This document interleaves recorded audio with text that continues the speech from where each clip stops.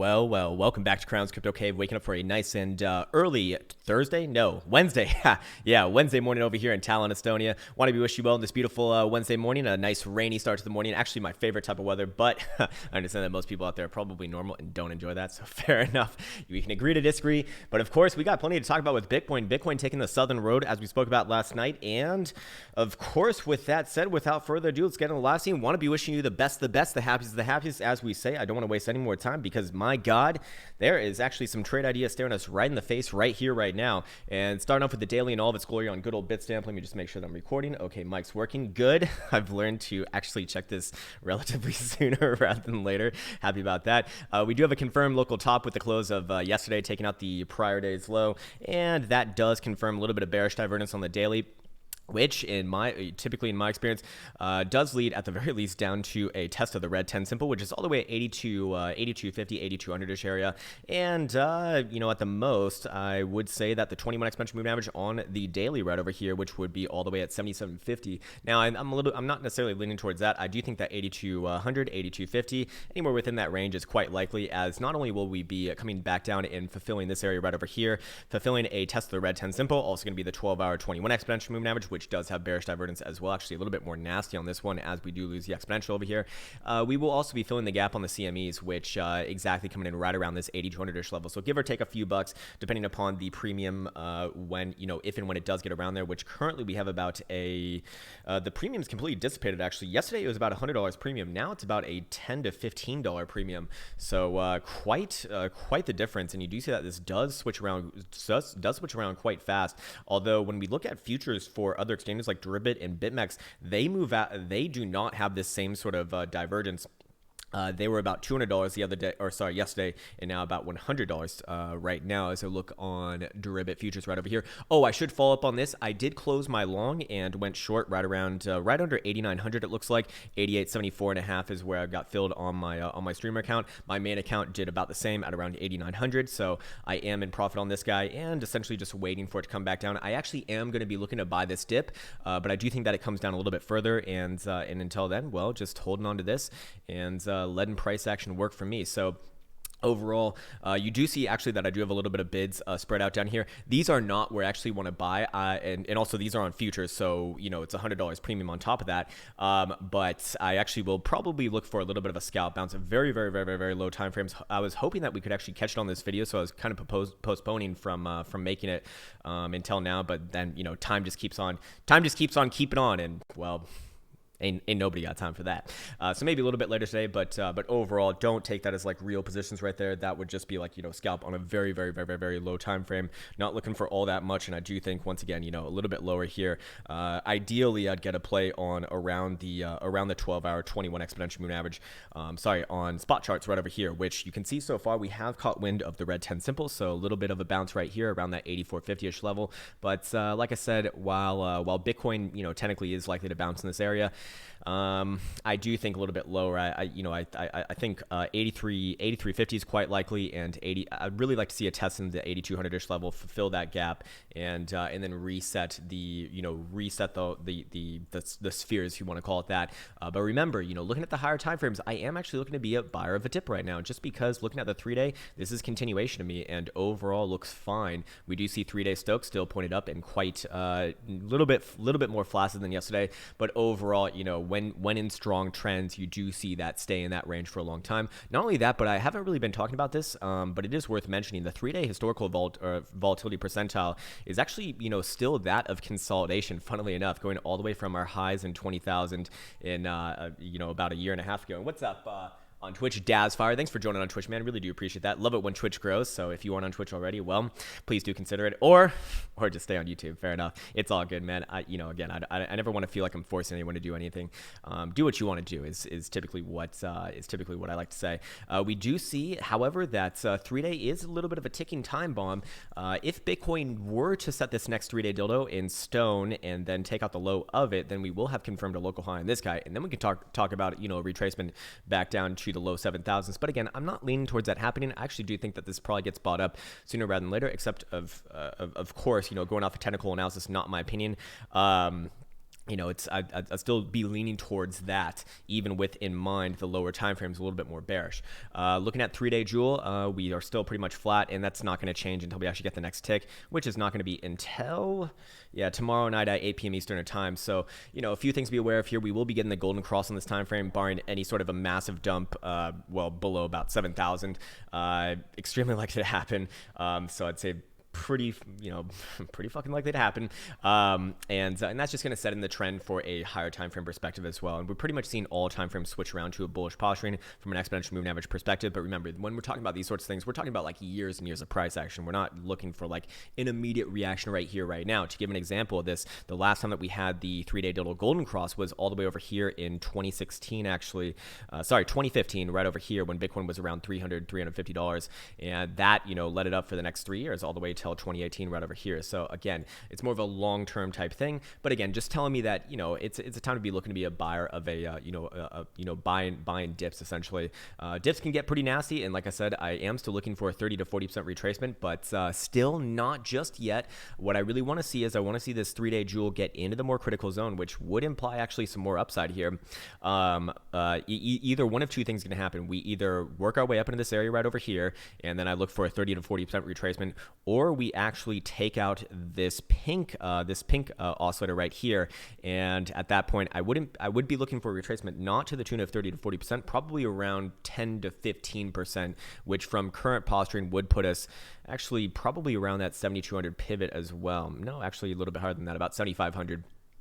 So again, I'm not leaning towards that happening, but if we did see that happen, if we did see that signal get fired off, that's what I'd be thinking. So to be very, very clear, if you do have access to the Joule, I don't see this. I don't right now completely. There's no real signal given. I'm either waiting for it to get up here or take out this level right over here. Whichever one happens, that's the next actual signal for an actionable trade. Obviously, if we take the north road first, well, that's going to imply much more greater retracement. As just backtesting this once again, looking at these signals, which this is not exactly the right way to be using the Joule, but just for anyone new here, these signals have lined up on the 3-day with some pretty damn good results. 40% here, 40% there, as you see it go down, 35% right over there, 33% right over there. You get the idea. I don't want to bore you with that. I've done it too many times already, so I do apologize about that. Going over here to the 2-day, we do have a 2-day doji dildo set in stone, and we have taken out the low of it, so we do have essentially doji with continuation. And again, just telling me that I do kind of expect a little bit more downside here. Technically, 2-day Stokes are still up, but you will notice that they are getting into the upper echelons of this formation, and it does imply that they're gonna, it's hard to keep up this sort of momentum for a long time, especially on a time frame like this. But we are still holding this trend line right here.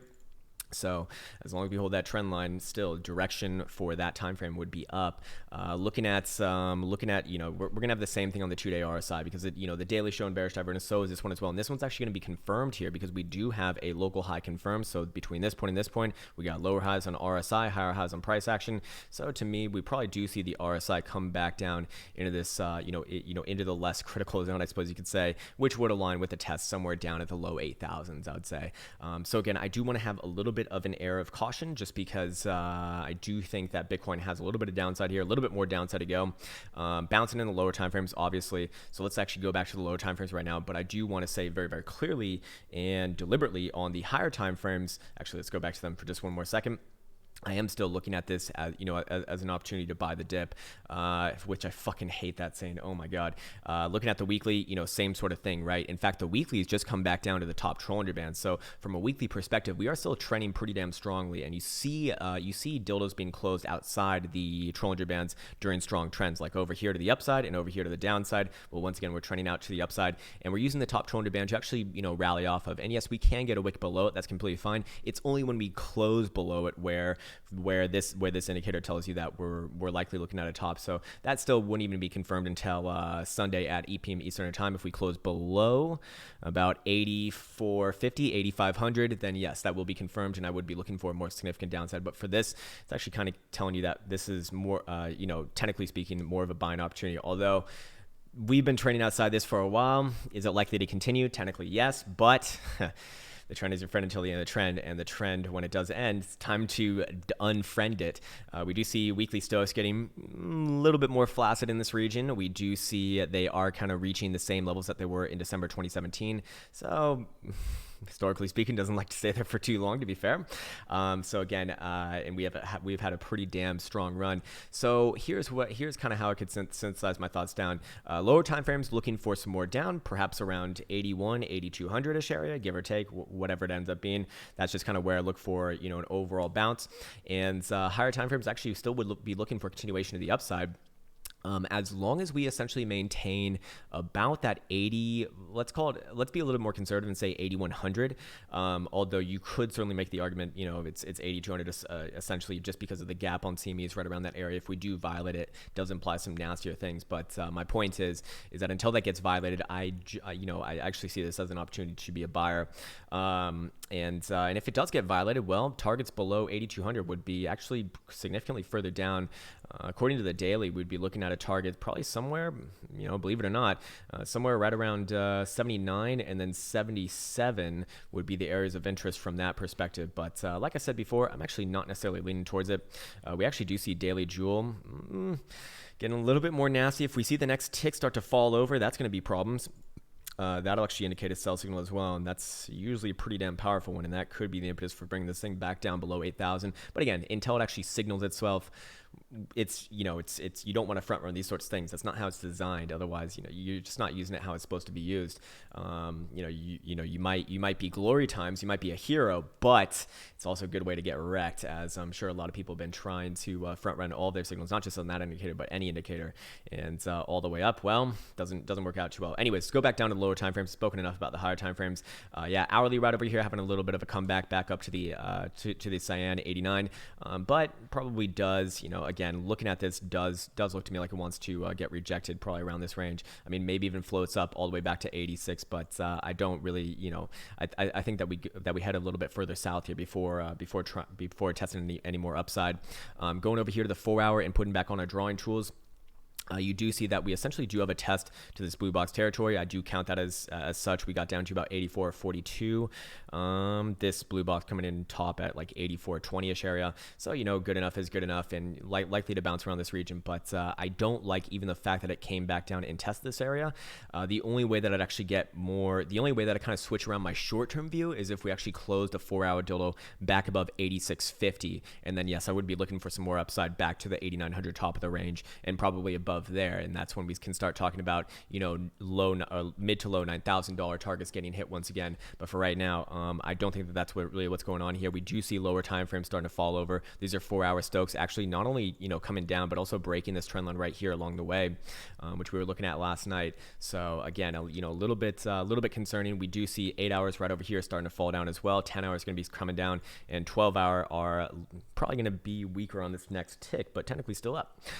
So yeah, overall, a lot of things starting to, come into confluence with each other. And while, this is actually a pretty good test of the bread 10 simple. Could I be wrong on this?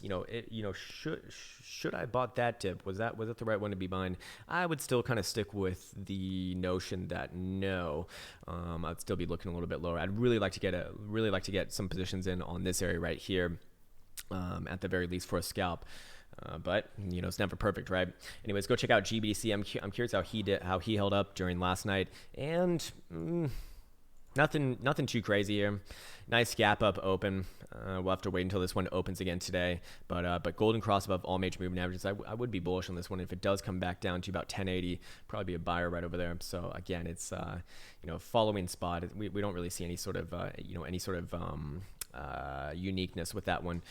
Right now we see spot leading really, and CME's leading. Anyways, going back down into the lower time frames, let's go to like some very, very, very, very low time frames, the crack trader time frames. And yeah, 30-minute over here probably does want to bounce back up to maybe 8,600, but this is a 30-minute, and really, realistically, I don't want to be putting too much importance on a time frame like this.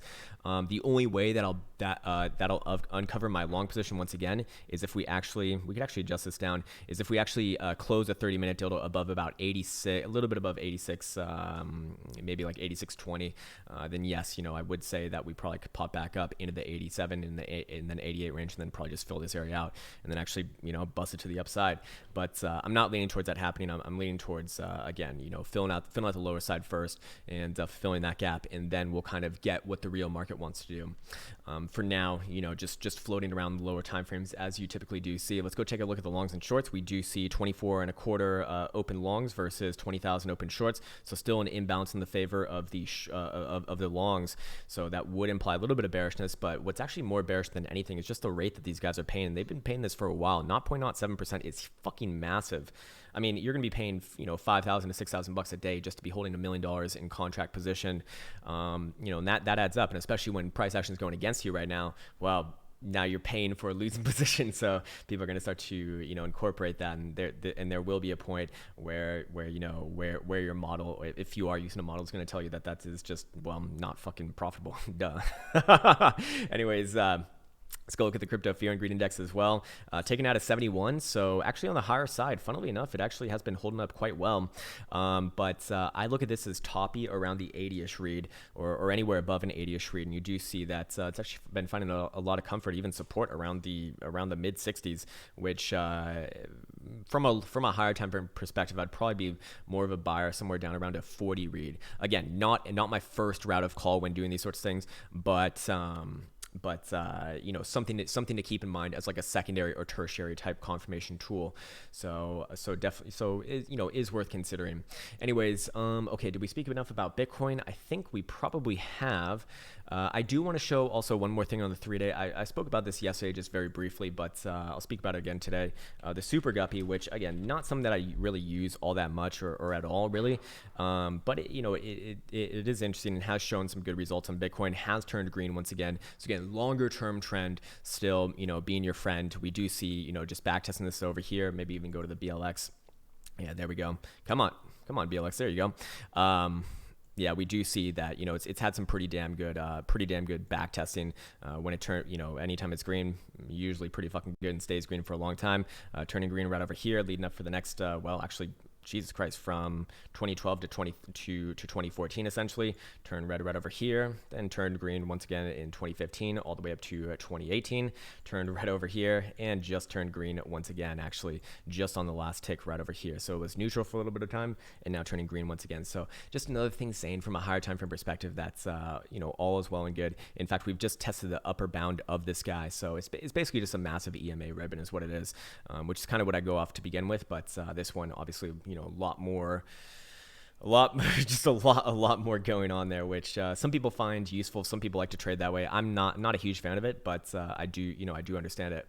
So yeah, you know, just another thing from a higher time frame perspective saying, hey, I'm not, you know, bearish is the wrong term here. Bearish would imply like an actual downtrend, like, you know, we come back down to low 7,000s. I'm not looking for that just yet. So yeah, overall, you know, let's go look at the other top shitcoins. Mr. Buterol over here, probably coming back down and testing 257.5, 258-ish areas. What I'd be looking for. Looking at weekly, we did make new highs on the weekly, but did we make new highs overall? Yes, we did. So I'd still give it the benefit of the doubt. Probably similar to Bitcoin, I'd imagine. 12-hour, I'm looking for. Yeah, we just bounced off the 10 simple. If we do come down to the 21, right around 254, 255, you know, basically the same thing on the dailies we just looked at, but would look at that as an opportunity most likely. But of course, you know, still seeing 12-hour Stokes actually headed north right now. It's only the medium to low time frames that are, you know, that are traveling south. Here's our 4-hour support, obviously, you know, right around that 257. So anywhere between about 254 and 257 is kind of where I'm looking for. Oh, I forgot to mention this about Bitcoin, but let's go back on over here with the fresh chart, or it's not gonna be fresh, but I did do this last night. Technically, we do have a rising wedge here, and it is worth noting, and I fucking hate wedges. I'm a wedge racist. I don't like trading them. I don't trade them, to be clear.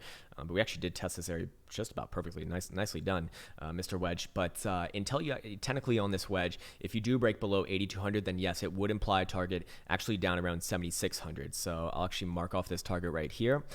Is worth talking about, I suppose, but needs to close like a 4-hour delta below 8,200, we'll call it. And then yes, and then I'll be targeting a move somewhere around 75 to 7,600-ish region. Does it work as a wedge as far as volume signature? Yes, it does. We have a nice fall off in volume going from left to right. I want to see historical volatility percentile. Also confirm this as well. And you do see that we've been kind of falling off. So this is a massive consolidation. But these wedges typically do take their time. So it's not until we actually break this area right here where it's time to actually take positions. And, you know, again, I absolutely hate wedges because they are just the most prone to fake outs in my experience. just make sure that everything's cool over here. There we go. Nicely done. Nicely done. Let me just make sure that that's good. Okay, cool.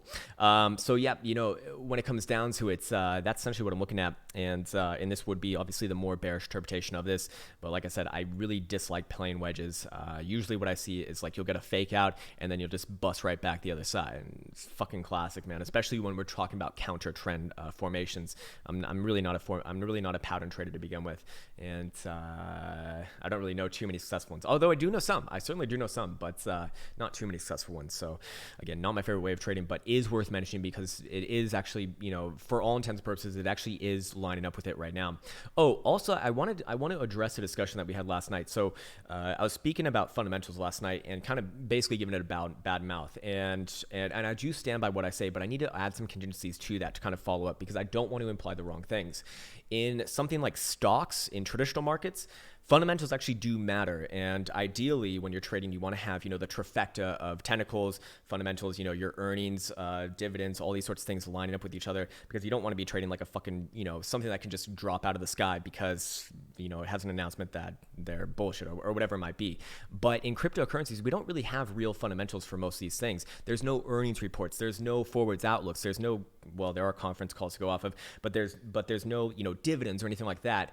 And or at least for the ones that do have it, it's very it's very rare, or it's it's extremely rare. And not only that, I mean, most things don't even have a working product. So when you think about it from that perspective, I mean, most of these things don't have fundamentals. So when someone says this one has strong fundamentals, it's that to me means that you just read that off the internet, because that's not what fundamentals are. Fundamentals are something that you need to be able to measure, and most of these cryptos do not. And this is one of the reasons. And Bitcoin will never really have fundamentals because, well, it's a currency. It's not really governed by anything really, which is a good thing. And it actually means that technical analysis matters more, because that's the only way we really have to value it in a way. As a funny aside, but in other assets, and especially other cryptos, which are going to have working products and stuff, they will have to have fundamentals at some point in time. But right now they don't really have anything. There's no real way to value them. They don't have like PE ratios. They don't have earnings. They don't have dividends. They don't have all these sorts of things that would come in to make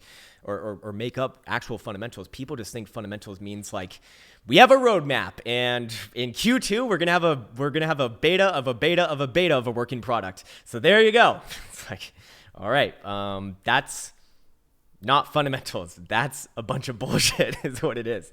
So again, understand these sorts of things, because if you do speak to someone who actually is a legitimate trader, and perhaps you yourself are as well, then you probably already know these things, and they're going to immediately know that if you say this crypto has a strong fundamentals, it's like, how are you judging that? How are you fucking judging that? I mean, I guess maybe you could read the code, perhaps.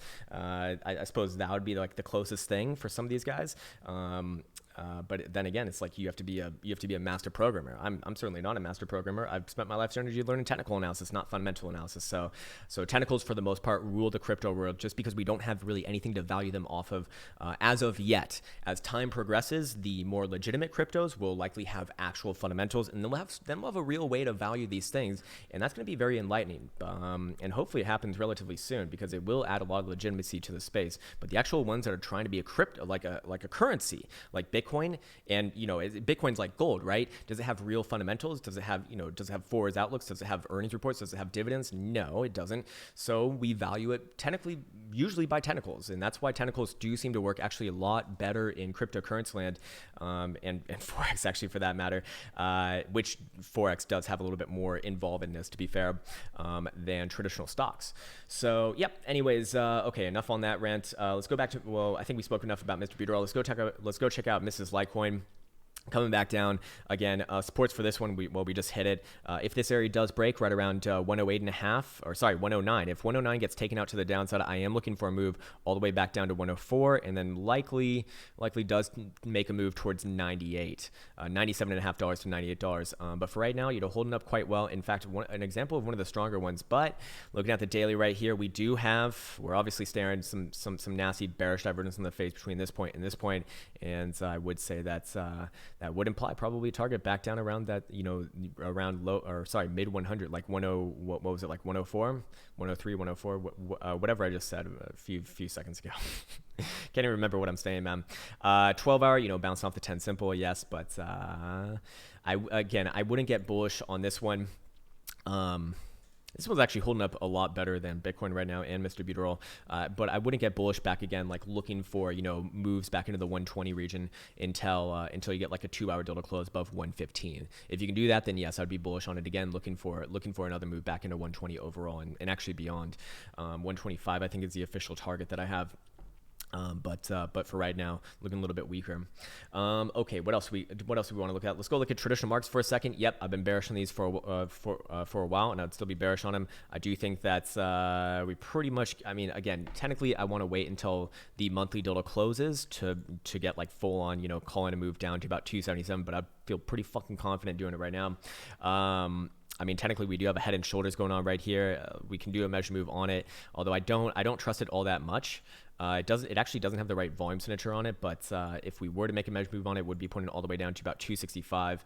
So keep that one in mind. I'll leave this here just for now, but like I said, I don't put too much weight on it. What I'm more concerned with is the weekly and the monthly, and weekly support is going to be right around 276, next target 276.5-ish area, and monthly, if we do close the sky anywhere below 284, I'm going to be looking, actually down around this area, which would imply the 269-ish target, 265. Or sorry, 267 as we have it.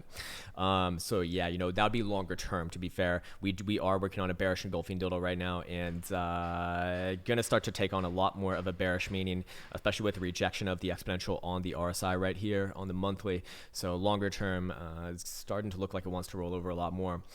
But short term, I would be looking for a bounce right around about 278, 278.5, somewhere right around here, it looks like. Let's go check out the other top shitcoins. What are they doing? Cardano. What's Cardano doing? Again, holding on to its lows. It's ugly, but we're seeing a lot of the altcoins do something like this. I do think that it probably puts in a low here. We just created a higher low right here. If this thing can move back above 1150-ish area, then we have a higher high, and probably does work its way towards 1350 over time. But that's it's a long ways away. Weekly still taking its time, but again, it's sloppy as fuck. Any other market, I'd be bearish as fuck looking at something like this, but just seems to be the way that a lot of cryptos want to bottom. BNB Krown, what's he doing? BNB Krown having a little bit of issues here as well with the rest of the market, but where was my area on this one? We need to bring back up the horizontals. Yeah, it looks like we are going to confirm below $32.5, but technically need to wait another hour and 12 minutes for this to actually close. If it does close below $32.5 in the next hour and 12 minutes and 45 seconds, then yes, well, this one like already hit. Already hit my lower target. That's so fucking crazy, man. I mean, if it closes above $32.5 in the next hour and 12 minutes, I would be actually looking for a move back up to 34.25. This one's moving so fucking fast, man. This one's powerful. CZ is very powerful, man. But if we do close below, then yes, I would be looking for an extended retracement into the 2950-ish region. Weekly's still fine as far as I look at it. Weekly still looks fine to me. 3-day, a little bit more droopy. In fact, 3-day has been confirmed as a nice doji dildo reverse, or potential reversal right now, or at least a pullback with continuation on top of it on decent volume. I do think that 3-day kind of suggests that we do come down to that lower target around $29.5. I believe it was. Zcash, what's Zcash doing? Rejection right off the 89, nasty, but did hit our $89.5 target. I mean, technically hit our $89.5 target. Let's see, there it is. Boom, boom. Measure move hit. There we go, and coming down a little bit now. But where's the magic number for Zcash? I mean, it's right here, actually, $79, and you do see that it's bounced off that area so far. That's a buy actually right there. As long as $79 is maintained, I'd actually still be bullish on this one, believe it or not. Bcash. Bcash coming down, coming back down to our support.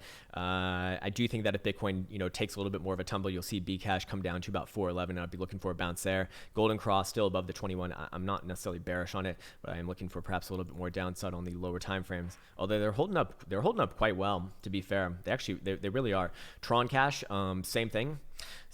As long as it maintains above 3.13, I think it's fine. I know it sounds crazy. And in weekly looks kind of nasty right here, but I would stick with it. We are seeing divergence between the red 10 simple and the yellow 21, so trend is strengthening in my opinion. So yes, it's going to be sluggish. You're going to have your pullbacks and all that good stuff, especially on these alts, which is very nasty in some cases. As I make sure that I'm recording once again, there we go. And but I'd still be looking. I'd actually be looking for this one to get picked up. Neo. Certainly on the weaker side. If Bitcoin takes a little bit more of a southern road, I'd say 1150 is where I'd be looking for the real bounce. Rejection on the 200 exponential moving average, not good. Again, certainly a weaker one, but probably does work its way a little bit higher with the rest of the market if they pull through. EOS hit our 8.25 target, actually overshot it by 2 cents. Holy shit! Powerful, actually one of the better charts in cryptocurrencies. 3-day again just looks like a pullback to me. I'd be buying anywhere right around 7.25 if we do get there, and it does. I do think that we have a little bit of downside here, to be fair. But I do think that it bounces off that area. Ripple me nipples cash. What are we doing? Actually, should we look at it versus Satoshis? Whoops, wrong one. Yeah, well, let's look at it versus Satoshis right here. Daily. I think daily was fine. I think that the daily setting up for a move towards 5,500 Satoshis. This was a very good close yesterday. As long as Ripple does not close below 49.50, I'm bullish on it. I do think that this was another buying opportunity. Let's see, Monero Cash. What do we got? Monero, again, an example of a stronger alt. Did hit our first target right around $100 even, coming back down to base off the 377. That's fine with me. Above all major moving averages with a golden cross right over here. To me, that's fine. I would be looking for a bounce off this area, $89. $89 right over there. Daily Stokes still up and at 'em. I actually don't really see any real issues with this one. Daily Jewel could be setting up for a sell signal, but still a little bit away. Let's see what else we got. Stellar. Let's look at Stellar versus Satoshi's actually. 1550. Still giving it back. Not as strong as his brother Ripple's. But I'm gonna imagine that if Ripple, is trying to put in a low, so does this one as well. I'd say as long as it maintains 1550, fine. Or 1530, I suppose. Weekly, still on the weaker side. Again, if I saw this on any other asset, I'd be bearish as fuck, but a lot of cryptos seem to be bottoming off of formations like this. This one just a little bit on the weaker side. 4 hour not looking too hot, to be fair. Not looking too hot, but again, as long as 1500 is maintained, I think it's okay, and I think that it does try to put in a low there. So I think that covers it up for just about everything. Let's go back to Mr. Bitcoin over here. Mr. Bitcoin still struggling his way through. We're about to close an hourly in the next 8 minutes and 14 seconds. So again, a close like this kind of does look a little bit weaker to me, and I do think that we get another sweep into this blue box territory at the very least. But like I said, I'm really looking for actual positions somewhere down around here. It just feels a lot more technical to myself because we got the 200 exponential on the hourly, which actually has been pretty damn good. Bitcoin's been being walked up through it the whole way through. We do see daily 10 simple, 12 hour 21 exponential moving average, and we do see a CME gap right around this area as well. So that's kind of my next big, or that'd be my next at the very least scalp trade. I do like that, but that also means if 7200 does get violated, or maybe even adjust that for like 7150 and be more conservative with it. If 7150 does get violated, I am looking for a move back down to likely 7,700. Again, I'm not actually leaning towards that happening, but if we were to take that road, then yes, what I think is more, if I'm giving my opinion on what's most likely to happen, we probably come back down, fill the gap somewhere between 81.50 and 82.50 in that $100 range, and then get picked up there and then drive our way back to about 86, 87, and then we'll kind of reassess from that. But for now, Bitcoin, having a decent bounce, and a lot of the alts having a pretty impressive bounce. The stronger alts are bouncing very, very well, like Litecoin and an EOS, as we looked at earlier. So and actually also Ripple as well. So for now, tentatively speaking, that's what I'm thinking of. But we'll be back on later tonight at for the live stream, and hopefully by then this will have a little bit more resolution. So for now, that's pretty much it. I'll be back on later with some more live stream action. Look forward to seeing you there. And if not, I do want to wish you well on this nice little hump day. So take care and see you soon.